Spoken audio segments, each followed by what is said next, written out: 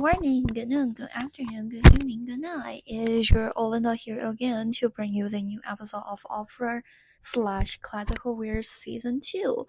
So that was Brahms' Violin Concerto, but definitely not talking about violin concerto with Víkingur Ólafsson. I don't know if he's able to play violin or not, but today we're talking about the most recent concert that I went, which is Nyphil with Víkingur Ólafsson, conducted by Nyphil Honeck for Beethoven Symphony No. 7 and Brahms Piano Concerto No. 1.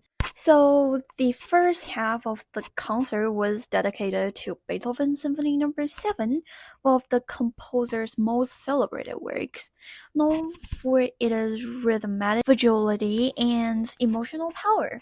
Well, I came in expecting at least somewhat a solid interpretation because, Honeck is a pretty famous conductor and also a friend of mine. Friend really like him.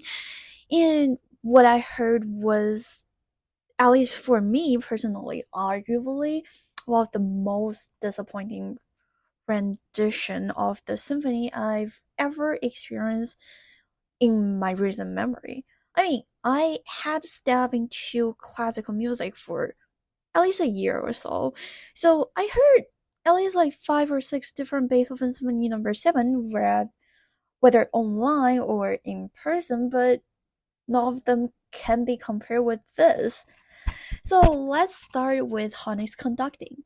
Honeck is known for his dramatic high-energy style, but in this performance, it felt like he was more focused on spectacle than substance.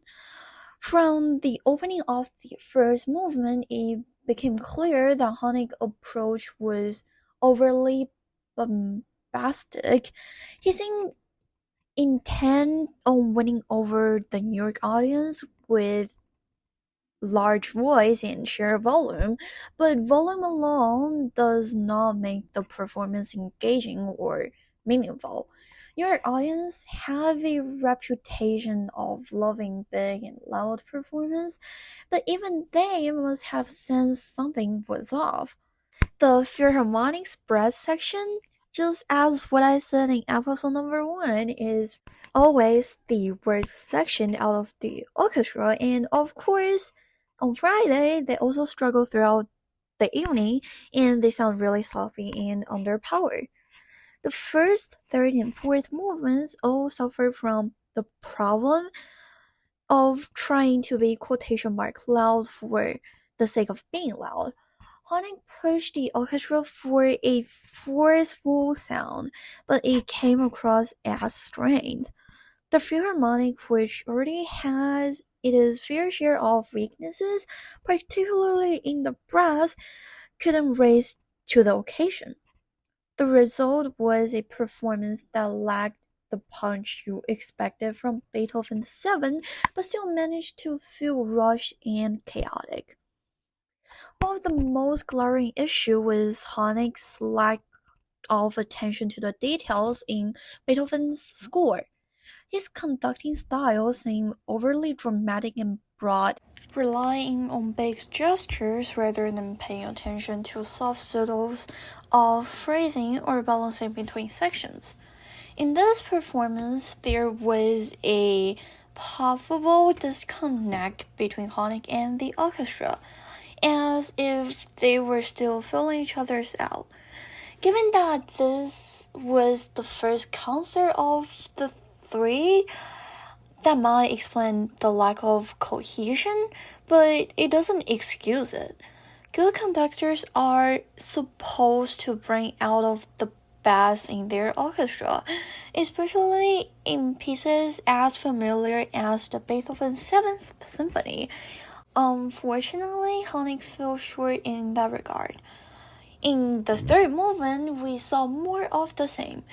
The scherzo was loud but lacked any real shape or dynamism.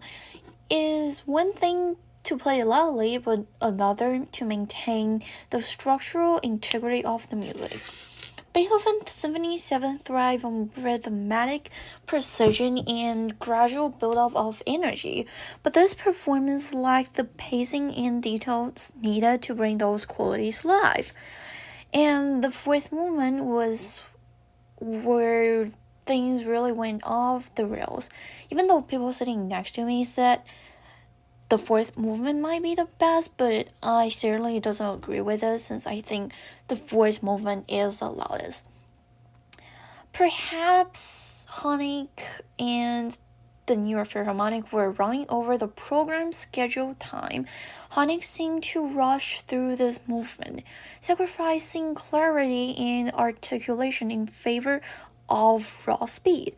It sounded as if the orchestra was on race to finish line, with little regard for the musical phrasing. The chaotic energy that resulted made the movement sound almost like a battle, loud, frantic, and entirely out of control. Rather than the triumphant, jubilant conclusion that Beethoven intended, the performance felt rushed and disjointed. One of the few bright spots in the Beethoven's performance was the second movement, the Allegretto, because the dynamic range was dialed down there, and orchestra had a chance to show more restraint and play with more nuance. The movement felt like the only part of the symphony where Honeck took a step back and allowed the music to breathe. The quiet, solemn characteristic of the movement emerged, even though the brass section's mistakes were kind of obvious and became more evidential in the softer dynamic. Still, it was a relief from the otherwise heavy-handed approach of the rest of the symphony. And in summary, this performance of Beethoven's Symphony No. 7 was marred by poor coordination, pushed pacing, and a disguided focus on volume over the musicality. The New York Philharmonic seemed to struggle under Honeck's conducting, and the brass section in particular is as bad as always. It's kind of disappointing to say this about such a beloved symphony, but this was not the Beethoven performance that I was hoping for. But anyway, Beethoven's Symphony No. 7 is a great piece of work. And here comes the second half, Brahms Piano Concerto No. 1. So after the disappointment of Beethoven, I was hoping that Víkingur Ólafsson could bring somewhat a better Brahms Piano Concerto No. 1. At least it should sound better than the Beethoven. Ólafsson is known for his clarity and precision, especially in his performances and recording of Bach. I remember last year he got like 77 concerts, or is that 88? I couldn't recall. Where Olafsson's cool, almost crystalline touch was and had earned his widespread acclaim. But Brahms is very different from Bach. And the transition from Olafsson's usual repertoire to heavy romantic textures of Brahms provide a challenge. From the opening movement, it was clear that Ólafsson was trying to bring more of his signature quotation mark Icelandic sound into Brahms. His playing in the first movement was marked by a sense of detachment, as though he was trying to find a kind of distance or coolness in the music. While this might work in Bach, it felt out of place in Brahms, but still, it kind of sounds cool because it is a totally new experience for Brahms to be like that, and I do like that quotation mark Icelandic sound he made. And Olafsson's interpretation of controlled and cling did add on to the first movement. Part of the problem seemed to be the piano itself. Ólafsson was playing on Steinway ground, a piano known for its rich, full-body sound, and I mean, there's no way for him to change the piano because Steinway was the sponsor for the concert. But I just personally don't think Ólafsson's approach quite match with the Steinway piano, since after 2000, Steinway's focus on pianos became how the piano itself can make a louder sound so that the audience thinks the piano player is better. So, as which Ólafsson play in a control and claim manner, Steinway doesn't seem like a good match. Because Steinway are powerful instruments and capable of producing a wide range of dynamics, but Ólafsson was trying to pursue a stable, consistent, clean Icelandic sound. So I think it would be better if he got a chance to use another piano besides Steinway.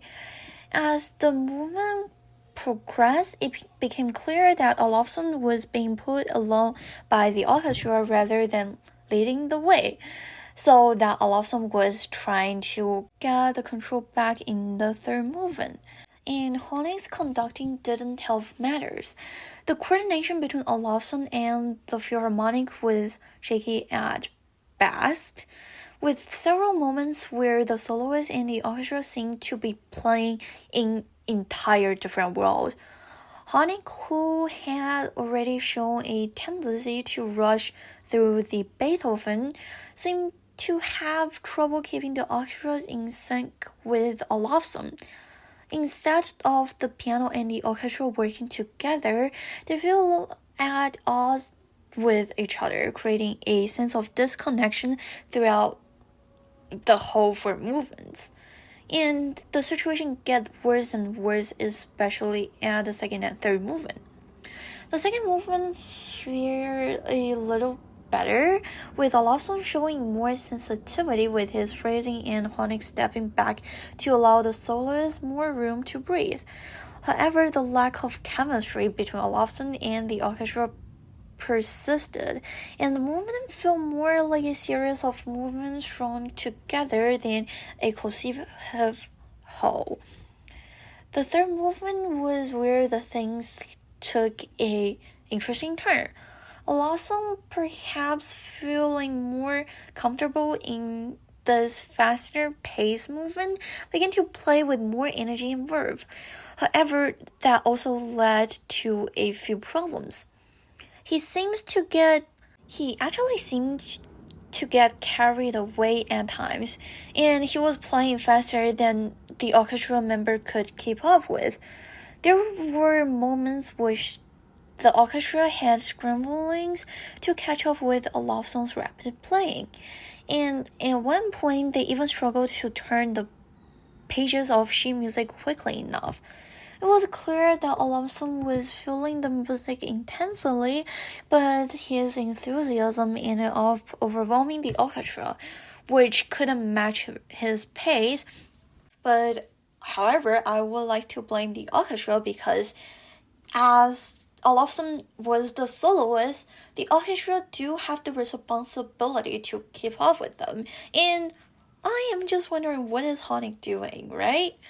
Because he is the conductor and he is supposed to arrange between the soloist and the orchestra. And at one point, it seemed like Ólafsson was trying to take over the role of conductor, gesturing to the orchestra as if to guide them through the more difficult passages. This created an awkward dynamic between him and Honeck, who seemed unsure of how to handle the situation. The tension between the soloist and the conductor became palpable, and it was difficult to tell who was really in charge of the performance. I mean, they're both very important, and the performance couldn't go on with neither of them. So, despite the rocky Brahms, Ólafsson's encore selections were, in many ways, the highlight of the evening. Well, I feel really bad for people who leave before the encore. His first encore, The Hours and the Hours, an arrangement of Rameau's La Bohème, which is an opera, was stunning. Here, Ólafsson's clarity and precision worked beautifully, and the music felt emotionally rich and nuanced. It was as if Ólafsson had finally found his voice for the evening, but however, that was a solo piece, so that the orchestra wasn't bothering him. And the audience was able to hear the kind of refined, expressive playing that has made him a rising star in the classical world. And his second encore, still remote, but La Rapide du Bourg, is also very impressive, though not quite as moving as the first. Ólafsson has a recording of this piece that's well worth checking out, but his live performance didn't quite match the level of detail and care you can hear in the studio's recorded version. Nevertheless, the encore piece were a fitting end to an otherwise uneven evening. And this piece actually sounds like Bach, so my friend who went to that concert with me was wondering which Bach E minor pieces with it until I told him that it was still remote. And this concert left me with mixed feeling, because on one hand, Honeck's interpretation of Beethoven's Symphony No. 7 was, to put it bluntly, a disappointment, and the performance lacked of precision, energy, and cohesion that the symphony demanded, and the Philharmonic's brass section struggled throughout. Honeck's over-reliance on volume and his lack of attention to dynamics made for the performance that was more noisy than music. And on the other hand, Víkingur Ólafsson's performance of Brahms' Piano Concerto No. 1 had moments of brilliance, particularly in the encores, but the lack of chemistry between Ólafsson, Honeck, and the Philharmonic was hard to ignore. While Ólafsson was clearly enthusiastic, it became clear that coordination and understanding between the soloist, conductor, and the orchestra were lacking throughout the performance. Brahms' Piano Concerto 1 is a monumental piece that thrives on interplay between piano and orchestra. And when that interplay isn't there, the performance falls short. Well, to summarize, this concert felt like a missed opportunity, but at least I hope the other two concerts of the same program could be better, because I think one of the major problems that appears is the lack of rehearsal that they have together. Honeck's Beethoven Symphony No. 7 failed to capture the depth and vitality of the music, relying too heavily on volume without paying attention to the nuances that make the symphony so beloved. Meanwhile, Ólafsson's performance on Brahms' Piano Concerto No. 1 showed a glimpse of brilliance, but the lack of coordination between him and the orchestra diminished the overall impact. His encores, however, were a reminder of the talent and artistry of this rising pianist. As always, live performances offer a unique insight and challenges, and sometimes the chemistry between conductor, orchestra, and soloist just doesn't come together in the way you hope. That's the beauty and frustration of live classical music. For now, I remain hopeful that Ólafsson's future performance with New York Philharmonic will showcase his incredible talent in a more cohesive setting. And I do know that one of my friends who is going to the Tuesday's last performance of this program, so I'll definitely ask his opinion on the performance. So, thank you so much for listening, and as always, if you have any question, comment, opinions on what I said, or just want to talk to me, please email olinatown@gmail.com. It is aulindaTang@gmail.com. See you in my next episode, and have a nice day. And I don't know what's the next opera I'm going to, but yeah. Well, let me check the Met Opera's calendar. It might be Birdie's Liquidito or the story of Hoffman. It depends on my schedule, or I know the more. Oh, what is the singular pronunciation? But anyway, thank you so much for listening again, and see you in my next episode. Bye!